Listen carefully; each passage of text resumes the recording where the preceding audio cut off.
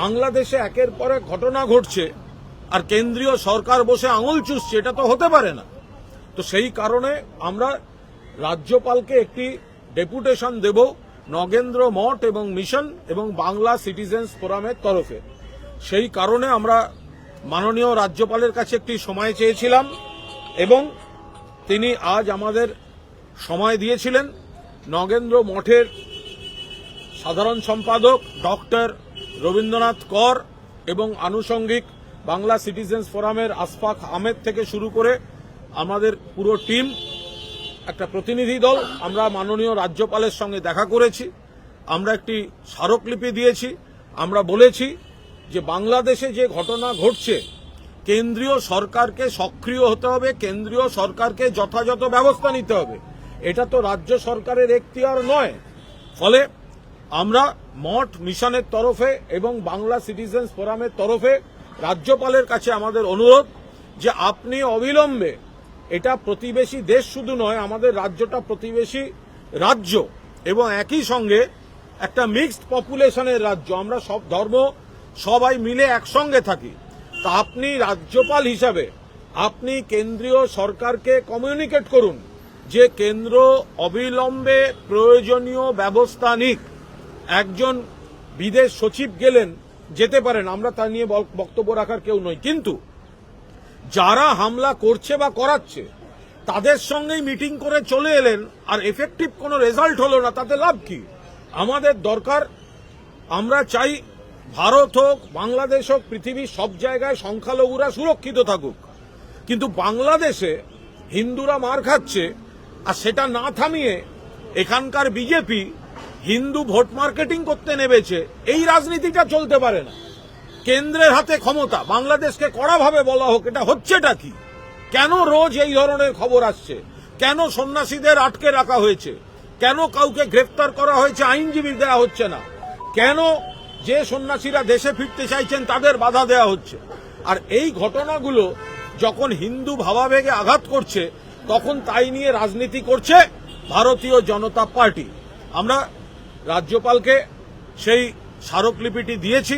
আমরা অনুরোধ করেছি যে আপনি বাংলার রাজ্যপাল, আপনি অবিলম্বে কেন্দ্রীয় সরকারকে বলুন যথাযথ ব্যবস্থা নিতে, যাতে এই ধরনের বাংলাদেশের উপর একটা চাপ তৈরি করা যায়, বাংলাদেশকে স্পষ্টভাবে বলা যায় এবং সেটা একটা কার্যকরী ব্যবস্থা হয়, এফেক্টিভ ব্যবস্থা হয়, যাতে ওখানে এই কাজগুলো বন্ধ হয়।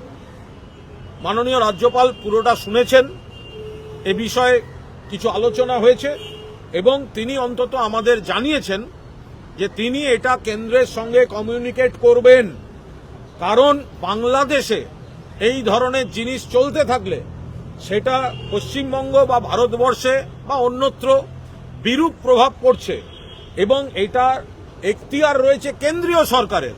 ফলে মাননীয় রাজ্যপাল জানিয়েছেন কেন্দ্রের হাতেই যেহেতু এটা থামানোর ক্ষমতা, তাই তিনি কেন্দ্রীয় সরকারের সঙ্গে যথাযথভাবে কমিউনিকেট করবেন। পাশাপাশি তিনি জানিয়েছেন যে তার সঙ্গে grand mufti of India Sheikh Abu Bakr Ahmed মাননীয়, তারও কথা হয়েছে এবং গ্র্যান্ড মুফতি অফ ইন্ডিয়ার তরফ থেকেও, মুসলিম সমাজের ধর্মগুরু, তাদের তরফ থেকেও একটি আবেদন গতকাল কলকাতায় দায়িত্বশীল সংখ্যালঘু যারা ধর্মগুরু তারাও যেমন আবেদন করেছেন, তেমনি রাজ্যপাল জানালেন যে তার সঙ্গে কথা হয়েছে গ্র্যান্ড মুফতি অফ ইন্ডিয়ার এবং সেই গ্র্যান্ড মুফতি অফ ইন্ডিয়াও একটি আবেদন ইস্যু করেছেন, যাতে আবেদন করা হচ্ছে বাংলাদেশের সরকারের কাছে যে অবিলম্বে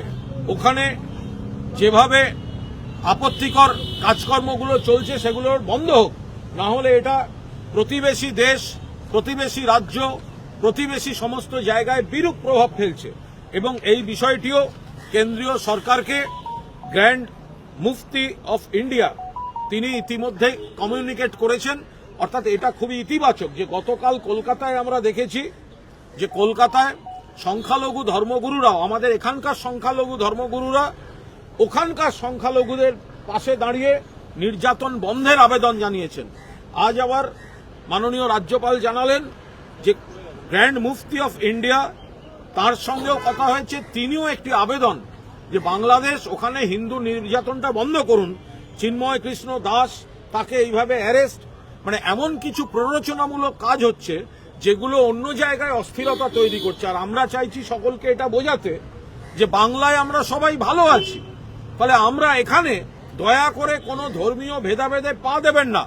বাংলাদেশে যদি কোনো খারাপ ঘটনা হয় আমরা সবাই প্রতিবাদ করছি, ভারতবর্ষে কোনো খারাপ ঘটনা হলেও আমরা প্রতিবাদ করি, কিন্তু বাংলা শান্ত আছে, সম্প্রীতিতে আছে, সংহতিতে আছে।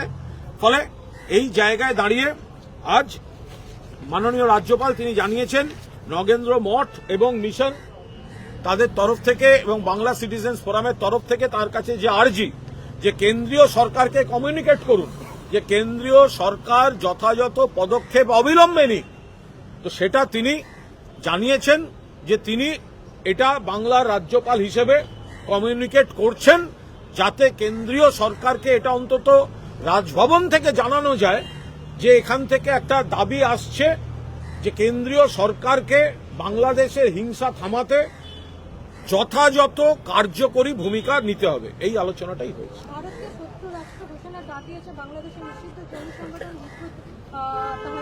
দেখুন, আমরা একটা পরিষ্কার কথা বলি, আমি এখানে আজকে দাঁড়িয়ে আছি, মানে এই মুহূর্তে আপনার সঙ্গে কথা বলছি নগেন্দ্র মঠ এবং মিশন তার সহ সভাপতি হিসাবে এবং বাংলা সিটিজেন্স ফোরামের একজন সদস্য হিসেবে।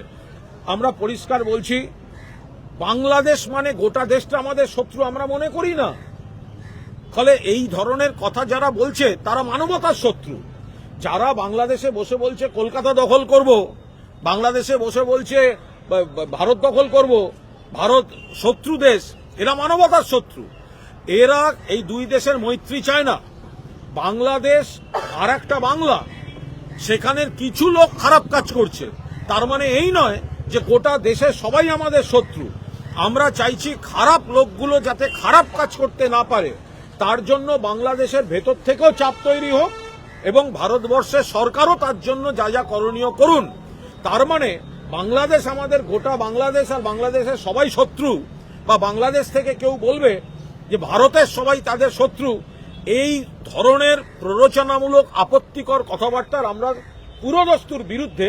কিন্তু এর সঙ্গে যোগ করব, বাংলাদেশের ইউনূস সরকারেরই দায়িত্ব এই ধরনের দায়িত্বজ্ঞানহীন কথাবার্তাগুলোকে বন্ধ করানোর। ওটা ভারত থেকে হচ্ছে না, ওটা বাংলাদেশ থেকে হচ্ছে। থামাতে গেলে বাংলাদেশ সরকারকে থামাতে হবে।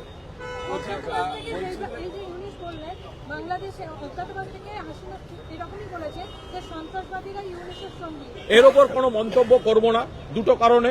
এটা